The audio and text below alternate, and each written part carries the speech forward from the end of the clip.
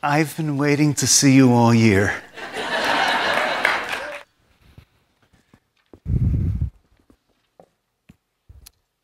Hi, you guys. It's an honor to be here.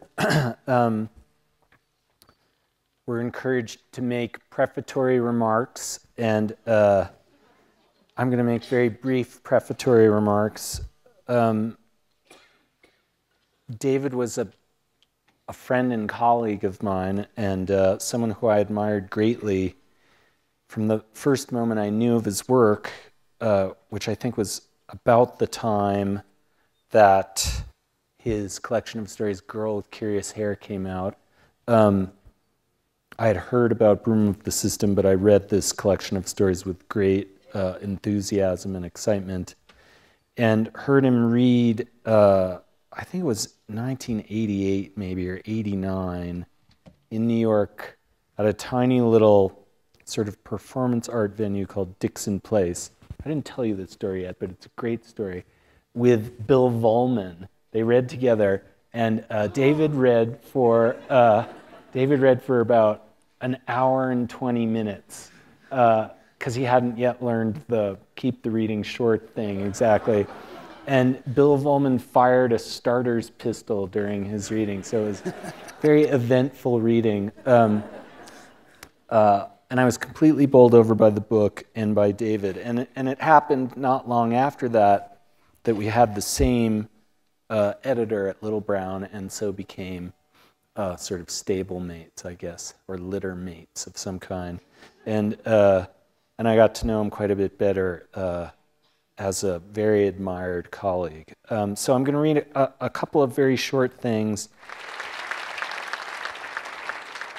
Thanks. I'm just arranging some timepieces for myself, because we're all supposed to read for about 20 minutes, and I have the sense that this evening, because David is so good to read, might. I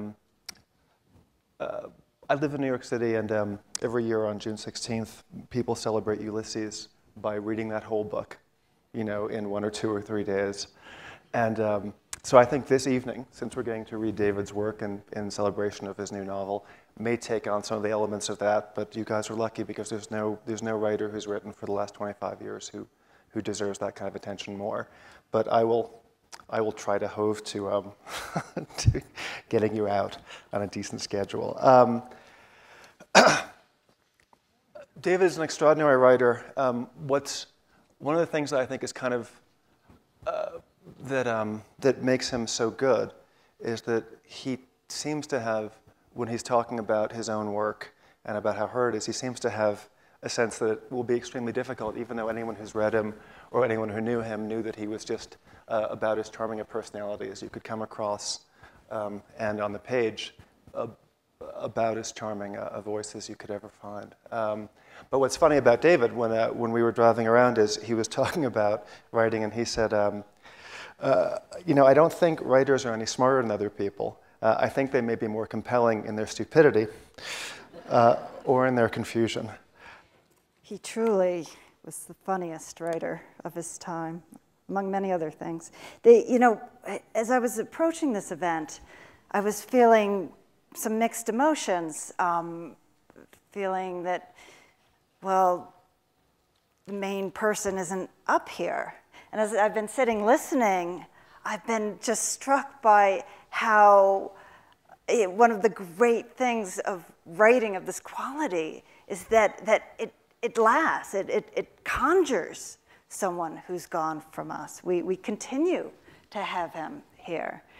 I do feel a little jealous of my fellows up here on stage because I am the only one who didn't meet David. I always thought I would, but I always thought our paths would cross, but they never did, unfortunately.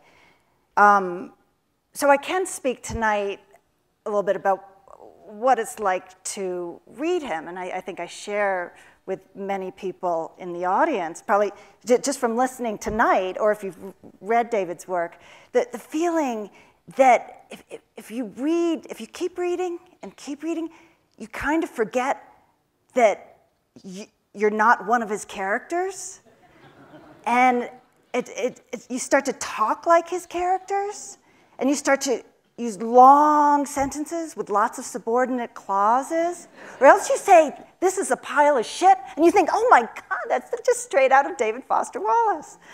Clear, and I actually need some help reading this passage. It calls for a professional conversationalist, and there happens to be one right here. So,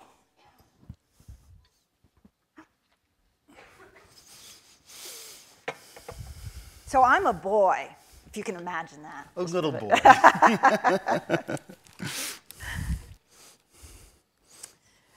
All I know is my dad said to come here. Come right in. You'll see a chair to your immediate left. So I'm here. That's just fine. 7-Up? Maybe some lemon soda?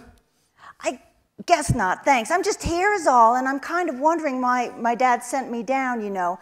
Your door there doesn't have anything on it, and I was just at the dentist last week, and so I'm wondering why I'm here exactly, is all. That's why I'm not sitting down yet. Professional conversationalist or not, I thought it would be interesting to begin by hearing from the two of you who did know David, who had met him. You, David, spent time in a coast van. You played chess with him. Tell us something about him. He was a very poor chess player. Is that true? Yeah, I mean, yeah. It's when you talk to, it's kind of, I didn't know if I could talk about it, but then when I was talking to other people who knew him, you know, I'd kind of take him aside and say, did you play chess with him also? And they'd say, yeah, he just couldn't get it. he loved to play chess, but just not a great chess player. But what he did play. Mean, like bad openings or what? You know, to be frank, I mean, really, I would say we're among friends. Well, problems in the opening, I'd say problems in the middle game, problems with the pawn game, and then problems with the end game, too. So.